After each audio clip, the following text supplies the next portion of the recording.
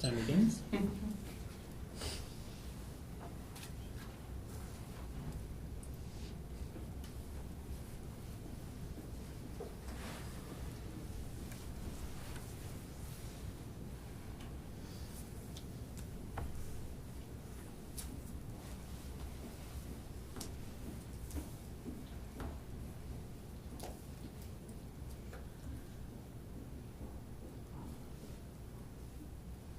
$30 seconds.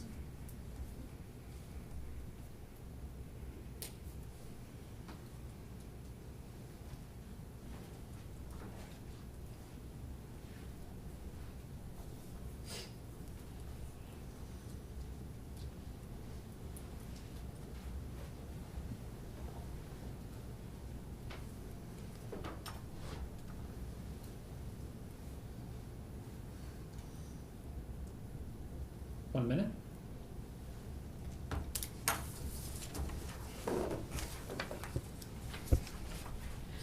One of the most unique and possibly most interesting aspects of American literature is the trend of regionalism, which concurred in concurrency with the modernist trend.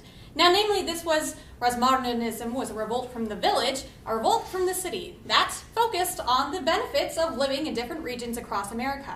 Now, especially what this demonstrates is that each region has something to offer, and that when they're cranking out literature, or even activism, that you need to focus on those special differences and key points to circle out what you can use to better support your cause.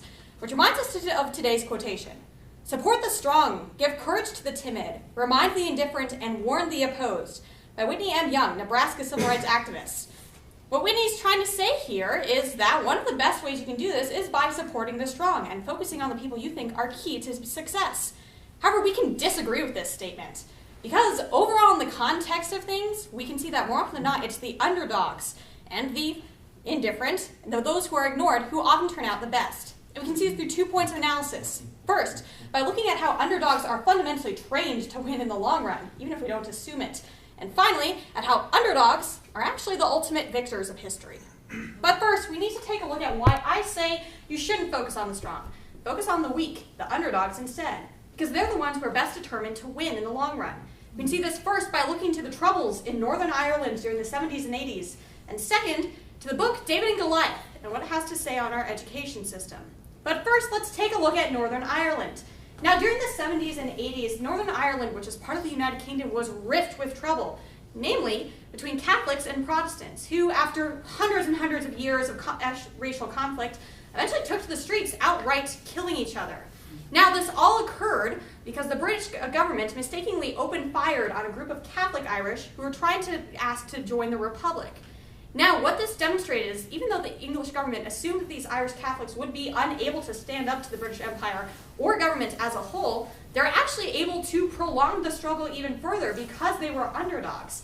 The British government assumed that they would be suppressed very easily, when in reality, the guerrilla warfare that the IRA used prolonged the conflict for an extra 2 decades, demonstrating that more often than not, these underdogs, like the Irish Catholics who had to revert to alternative strategies such as guerrilla warfare, are actually trained in the long run to be a force worth reckoning with. We can see this also applied to the U.S. education system. In this groundbreaking sociological study, David and Goliath, which came out about 2 years ago, it dedicates an entire chapter to the U.S. educational system and finds that, oddly enough, schools that are not ranked among the top Ivy schools actually end up cranking out more master's students than otherwise. What this demonstrates is that top schools such as Princeton, Yale, Harvard, and Stanford actually have superior burnout rates, turning people away from their major, simply because they're used to having everything easy throughout high school and are only challenged once they get to college, as opposed to minor level universities, such as UNL and, might I throw out there, Hastings College, which are able to train their students to actually take up the challenges they'll meet in master's school, getting them into the mindset that they are underdogs who have to fight to win. And through that fight, they do. So overall, we can see when looking to that underdogs are actually trained to win. We can see this in Northern Ireland and in the criticism of the U.S. education system given by the sociological book David and Goliath. But next, we need to take a look at how this shouldn't be surprising, because overall, underdogs are the ultimate victors of history. We can see this first by looking to Abraham Lincoln, and second, to the midterm elections. But first, let's take a look at one of our most famous presidents. Abraham Lincoln notoriously as was probably pounded into us many times in elementary school, failed at most things that he did. Indeed, if you look at the actual presidential candidacy posters for the year he ran, he's featured in the very bottom left, whereas 3 major candidates are featured in the center, with their faces blown up almost 3 times as much as Lincoln.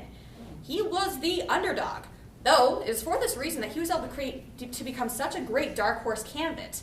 Because he had no expectations placed upon him, he was able to better listen to his constituency and try to work through problems that could, hypothetically, keep the Union together, since it was on the brink of civil war. Ultimately, when looking to Abraham Lincoln, we can see how because he was an underdog, he was almost trained to be a victor, and he did become one, becoming one of the United States' greatest presidents. And while we can find plenty of cases like that in the pages of history, we can look also to politics and what appears to be a recurring trend. Indeed, following the most recent 2014 midterm elections, the GOP swept control of the House yet again, through a strategy that people seem surprised by when they really shouldn't be. The Republicans who were able to win won because they were moderates, who took at it from a different approach, switching districts that had previously been Democrats. These were the underdogs in the U.S. political system, and indeed, we see this trend happen many times throughout American politics, with moderates who are paying attention because they're underdogs and know they're going to have to fight, being able to flip districts entirely, demonstrating that much like Lincoln, it's the underdogs who actually have a greater control of history, from the past even into the present. Which returns us to today's quotation.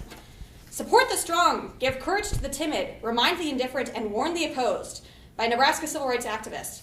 This is a great quotation, and they have a lot of great observations. But ultimately, when interpreting this to see that we have to focus on the key things we're good at, we found that it was wrong, and the point that it contends that we have to support the strong.